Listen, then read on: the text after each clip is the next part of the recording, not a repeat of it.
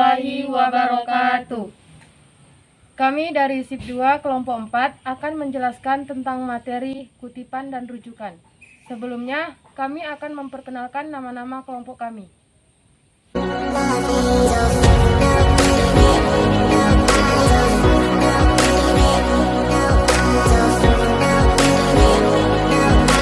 Baiklah, langsung saja kami akan menjelaskan tentang materi kami, yaitu kutipan dan sistem rujukan. A. Pengertian kutipan. Kutipan adalah mengambil pendapat orang lain yang kita gunakan sebagai alat untuk memperkuat argumentasi kita. 1. Jenis kutipan. Jenis kutipan yang dimaksud di sini adalah cara seseorang mengambil teori ataupun pendapat seorang ahli untuk dimasukkan ke dalam tulisannya. Kutipan terdiri atas dua jenis, yaitu kutipan langsung dan kutipan tidak langsung. Kutipan langsung. Kutipan langsung adalah mengutip secara langsung. Kita tidak melakukan perubahan bahasa apapun terhadap teks atau bagian teks aslinya yang kita kutip tersebut. Kutipan tidak langsung. Kutipan tidak langsung adalah mengutip pendapat ahli, kemudian diprosakan atau dibahasakan dengan bahasa penulis atau peneliti. 2. Bentuk kutipan. Hal yang dimaksud dengan bentuk kutipan langsung adalah banyaknya jumlah baris pada suatu kutipan. Dalam hal kutip mengutip, dalam karya ilmiah, dalam bahasa Indonesia dapat dibedakan kutipan langsung pendek dan kutipan langsung panjang. Kutipan langsung pendek. Sebuah kutipan disebut kutipan pendek adalah apabila kutipan tersebut kurang dari 4 baris. Kutipan langsung panjang. Kutipan langsung panjang adalah kutipan yang terdiri dari 4 baris atau lebih. 3. Ciri-ciri kutipan langsung, panjang dan pendek. Kutipan langsung, baik panjang atau pendek, memiliki ciri-ciri sebagai berikut. 1. Tidak boleh ada perubahan terhadap teks asli. 2. Gunakan tanda sich, tanda seru, apabila ditemukan kesalahan pada teks asli. 3. Tanda 3.3 berspasi. Digunakan apabila ada bagian kutipan yang dihilangkan.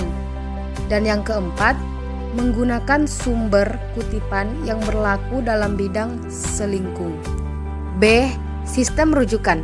Dalam upaya menjaga etika ilmiah, dalam hal penggunaan sumber lain, dalam sebuah tulisan, kita mengenal sistem catatan. Sistem ini dikembangkan dalam tiap bidang ilmu selingkung sehingga muncul variasi dalam penulisannya. Tidak heran apabila sistem yang digunakan di bidang ilmu tertentu berbeda dengan sistem yang dikembangkan oleh bidang ilmu lainnya. Walaupun demikian, kita mengenal dua sistem perujukan yang sering digunakan, yaitu sistem catatan kaki dan catatan penulisan kutipan dalam teks atau body notice. Catatan kaki adalah sebuah cara untuk menuliskan catatan sumber, kutipan, atau penjelas di posisi kaki halaman. Orang meletakkan kutipan atau penjelas di catatan kaki dengan alasan penulis teks yang dikutip dan sumbernya atau penjelasan penulis di catatan kaki tidak mengganggu kelancaran uraian di teks utama.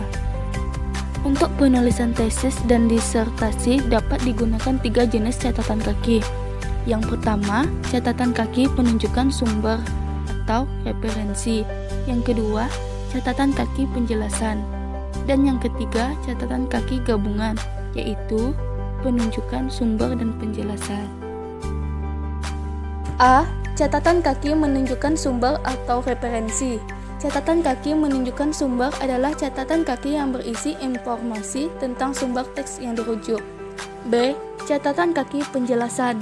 Catatan kaki ini berisi batasan, komentar, dan penjelasan terhadap pernyataan atau pendapat yang dimuat dalam teks. C. Catatan kaki gabungan sumber dan penjelasan. Catatan kaki ini berisi sumber dan penjelasan sekaligus. Suatu ketika penulis mengutip suatu teks, sehingga penulis harus menuliskan sumber teks itu di catatan kaki. Teks yang dikutip kadang-kadang perlu dijelaskan atau dibatasi pengertiannya, sehingga tidak mengembang. 2. Pengacuan dalam teks sesudah dan sebelum teks.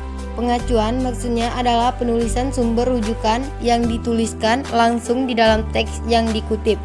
Cara pengacuan berkurung atau tidak berkurung adalah dengan menempatkan nama pengarang, nama akhir saja baik penulis asing maupun penulis Indonesia, tahun terbit dan nomor halaman di dalam teks. Hal ini lazim disebut dengan nama body note. 3. Kriteria sumber bahan rujukan karya ilmiah. Menurut Atmazaki 2006, 218-223 mengatakan bahwa kriteria sumber bahan rujukan karya ilmiah adalah mempunyai relevansi dengan karangan ilmiah yang kita buat dan sumber yang relatif baru, akan menampilkan informasi yang lebih baru.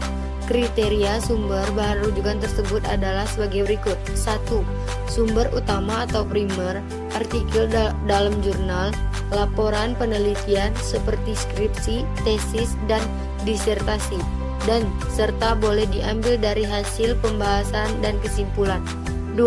Sumber kedua atau sekunder, buku-buku teks, buku pelajaran, artikel non-penelitian, makalah seminar, dan makalah di surat kabar dan majalah. Sekian penjelasan dari kelompok kami ucapkan terima kasih. Wassalamualaikum warahmatullahi wabarakatuh.